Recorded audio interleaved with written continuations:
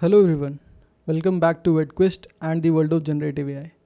पिछले वीडियो में हमने बात की LangGraph के कोर कंपोनेंट्स के बारे में। आज के वीडियो में हम एक्सप्लोर करेंगे LangGraph के कुछ यूज़ केसेस को, मतलब ये रियल वर्ल्ड में एक्चुअली यूज़ कहाँ होता है। But there is a question for you in the beginning, what do you think LangGraph ज़्यादा यूज़फुल कहाँ होगा, बिजनेसेस के लिए या रिसर्चर्स के लिए? Tell us about your answer in the comment section. तो चलिए शुरू करते हैं। First is conversational AI and chatbots. अब आप सोच रहे होंगे कि चैटबॉट तो पहले से हैं, इसमें नया क्या है? डिफरेंस यही है कि LangGraph के थ्रू बनाए गए कॉन्वर्जेशनल एजेंट्स होते हैं स्टेटफुल और कॉन्टेक्सचुअल। मतलब अगर आप एक शॉपिंग चैटबॉट से बात कर रहे हैं और पहले आपने शूज़ के बारे में पूछा और नेक्स्ट क्वेश्चन अगर आप सिर्फ रेड भी लिख दोगे तो वो समझ जाएगा कि आप रेड शूज़ की बात कर रहे हैं। And it is very normal, हम सब ने इस प्रॉब्लम को फेस किया है। कितनी बार आपको नॉर्मल चैटबॉट्स इरिटेटिंग लगते हैं क्योंकि वो पहले वाली बात को याद ही नहीं रखते। They don't remember the context of the previous conversation. Next is rag. अब ये ट्रेडिशनल रैग नहीं है, बल्कि LangGraph के साथ आप बना सकते हो multi step retrieval plus reasoning के बेसिस पर। चलिए एग्जाम्पल की हेल्प से समझते हैं।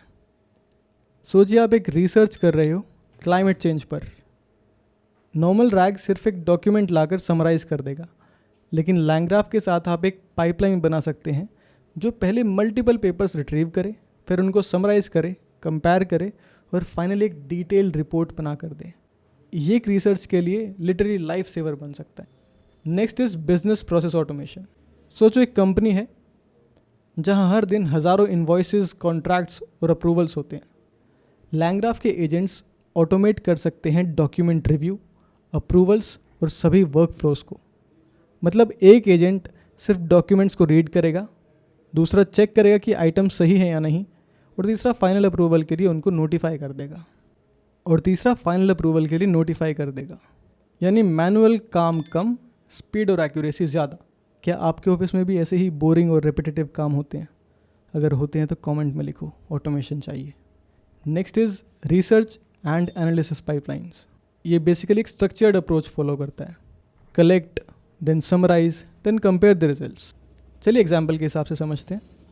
मानिए आपको नया मोबाइल फ़ोन ख़रीदना है।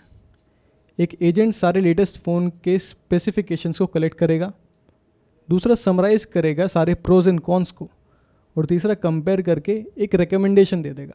सोचो अगर ये पर्सनल लाइफ में आ जाए तो शॉपिंग कितनी ईजी हो सकती है।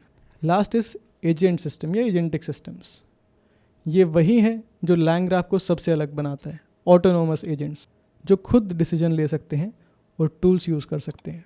Just imagine a marketing team. एक एजेंट मार्केट ट्रेंड्स रिसर्च करेगा, दूसरा कंपेटिटर एनालिसिस करेगा, तीसरा एड कॉपी लिखेगा, और एक सेंट्रल एजेंट जो सबको कंबाइन करके एक रेडी टू यूज़ कैंपेन बना देगा। It has made it autonomous and decision making will get easier. Basically LangGraph agents act करते हैं like a team of interns जो बिना कंप्लेन किए 24/7 काम करते हैं।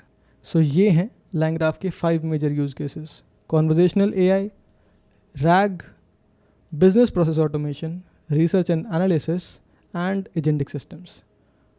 And honestly it is just the beginning.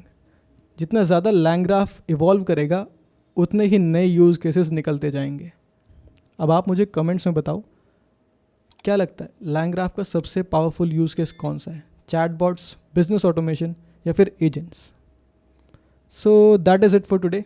Next video में हम डिस्कस करेंगे LangGraph के वर्क फ्लोज़ के बारे में।